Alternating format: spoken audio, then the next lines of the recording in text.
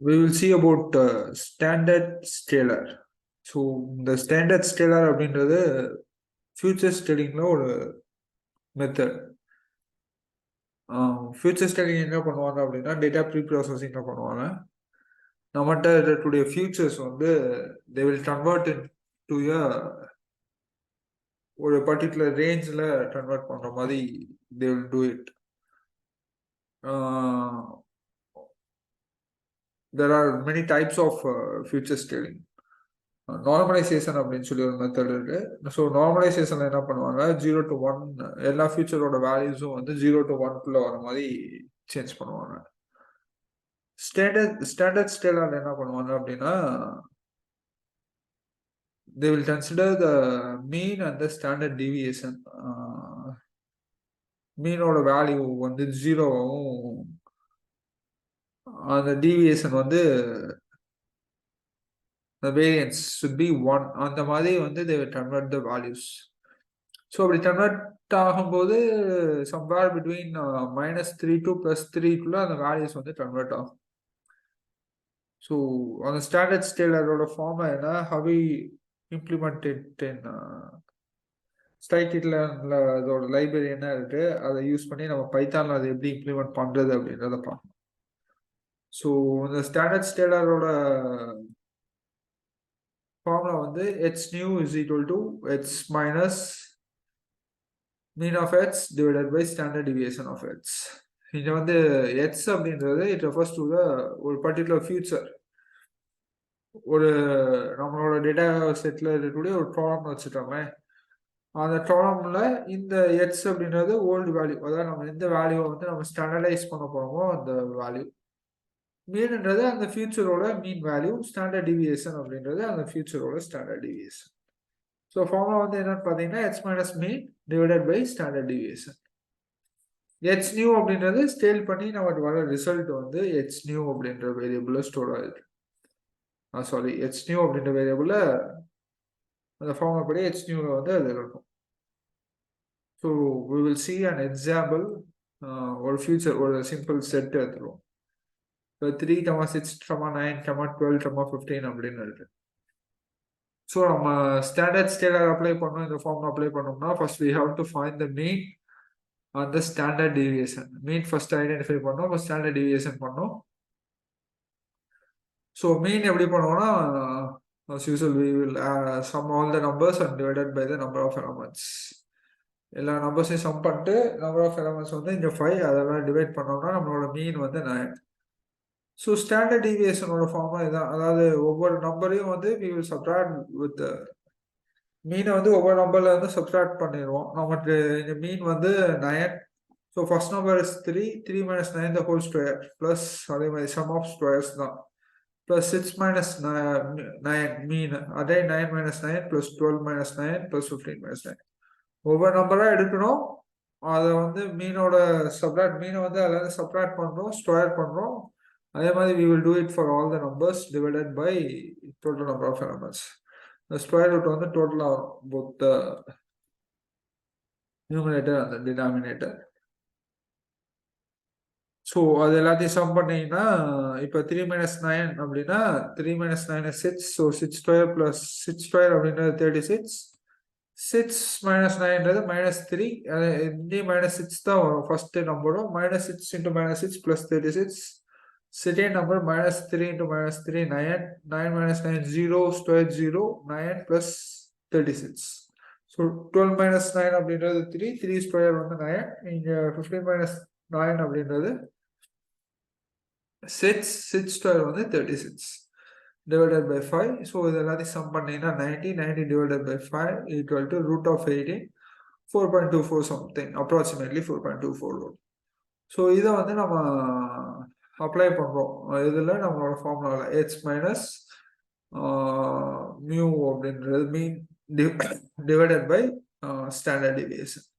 So 3 minus 9 divided by 4.24. அதாவது இந்த நம்மளோட ஃபியூச்சர் செட்டில் இருக்கக்கூடிய இந்த ஃபியூச்சரில் இருக்கக்கூடிய இந்த ஒவ்வொரு வேல்யூஸ் 3, 6, 9, 12, 15 இந்த வேல்யூஸ் ஓப்பனாக எடுத்து இந்த ஃபார்முலாவில் அப்ளை பண்ணுறோம். ஹெச்சோட வேல்யூ 3 இருக்கும்போது ஸ்டேல்டு வேல்யூ என்ன, இசட் அதே மாதிரி ஹெச்ஓட வேல்யூ 6 இருக்கும்போது என்ன வேல்யூ வரும், 9ஓட வேல்யூ என்ன அப்படின்னு ஒவ்வொரு நம்பரை எடுத்து அந்த ஃபார்முலாவில் இந்த ஃபார்முலாவில் அப்ளை பண்ணோம்னா we will get these values. So நம்மளோட ஸ்டேல்டு ஃபியூச்சர்ஸ் பார்த்தீங்கன்னா -1.41 -0.71, ஸோ 0 0.71 1.41. இந்த நம்பர்ஸை நீங்க பார்த்தீங்கன்னாவே we can understand that அந்த டேட்டா வந்து அந்த மீன் வேல்யூஸ் அந்த சென்டரை பேஸ் பண்ணி தான் இருக்கு. அந்த அதாவது சம்திங் லைக் நார்மல் டிஸ்ட்ரிபியூஷன் மாதிரி வச்சுருங்க. அந்த மீன் வேல்யூ வந்து 0, அதை பேஸ் பண்ணி அதை சரௌண்ட் பண்ணி தான் இருக்கும். அப்புறம் அதோட ஸ்டாண்டர்ட் டீவியேஷன் வந்து 1 இருக்கிற மாதிரி they will scale it. இதுதான் ஸ்டாண்டர்ட் ஸ்கேலரோட purpose. And it's a kind of future scaling method used in machine learning model.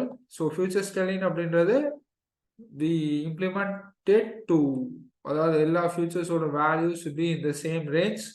ஒரு வேல்யூ ஒரு ஃபியூச்சரோட வேல்யூ அதிகமானது இன்னொரு ஃபியூச்சரோட வேல்யூ கம்மியாக இருந்துச்சுன்னா the dominance of the future with highest value machine learning train பண்ணும்போது ஒரு எந்த ஃபியூச்சரோட வேல்யூ அதிகமானோ அதோட dominance might be affect the training of the model.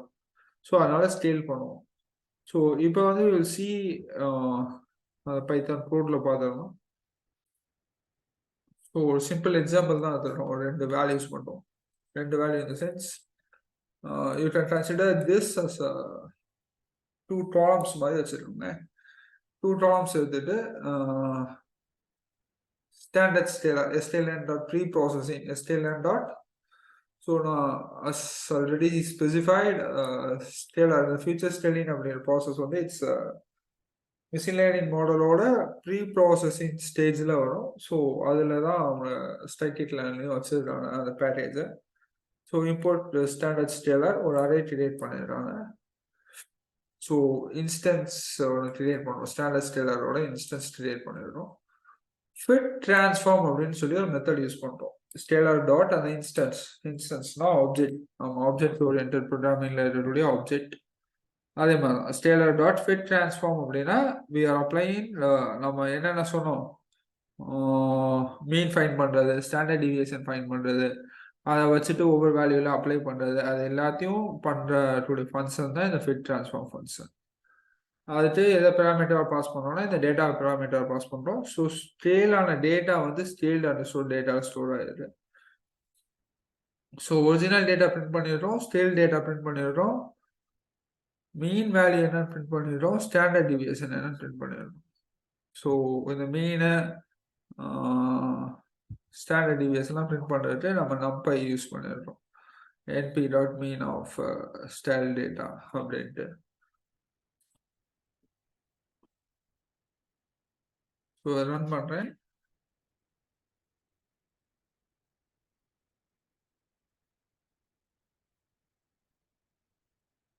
So அந்த ரிசல்ட்ஸ் ஆல்ரெடி எக்ஸிக்யூட் பண்ணுறதுனால அந்த ரிசல்ட் அது அப்படியே இருக்கு. ஸோ ஒரிஜினல் டேட்டா வந்து 1 2 3 4 சாரி திரும்ப பிரிண்ட் ஆகும்.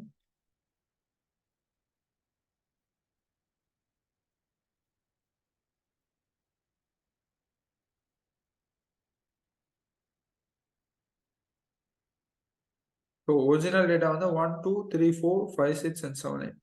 இதோட கரஸ்பாண்டிங் ஸ்கேல்டு டேட்டா வந்து இது மாதிரி இருக்கு. ஸோ இதோட மீன் எல்லாம் எடுத்துட்டு ஸ்டாண்டர்ட் டிவியேஷன் ஃபைண்ட் பண்ணி அந்த ஃபார்முலாவில் அப்ளை பண்ணி ரிசல்ட்ஸ் வந்துருக்கு.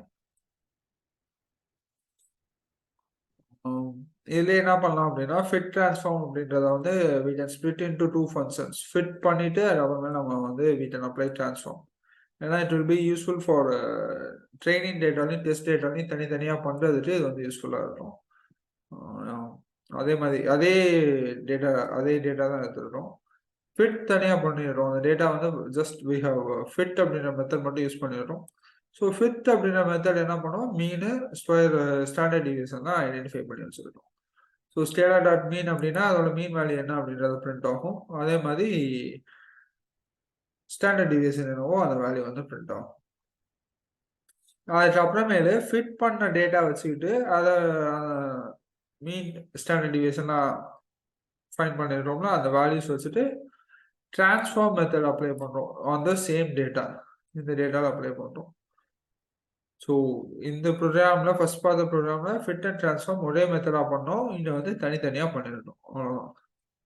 That's no much difference. அதே வேல்யூ தான் பிரிண்ட் ஆகும். மீனோட வேல்யூ வந்து இட்ஸ் 0.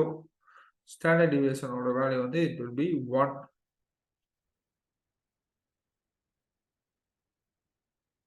ஸோ இது வந்து நம்ம ஒரு just for understanding standard scaler ஒரு சிம்பிள் அரேல பண்ணிடுறோம். நம்ம ஒரு மிஷின் லேர்னிங் மாடலில் பண்ணும்போது வி வில் அப்ளை ஒவ்வொரு ஃபியூச்சர் எடுத்து பண்ணுவோம். அந்த ட்ராலம் மட்டும் பாண்டாஸ் டேட்டா ஃப்ரேம்ல வந்து ஒரு வேல்யூ மட்டும் ரிட்ரீவ் பண்ணிட்டு ட்ராலம் மட்டும் ரிட்ரீவ் பண்ணிட்டு அதில் இந்த ஸ்டாண்டர்ட் ஸ்கேலராக அப்ளை பண்ணுவோம்.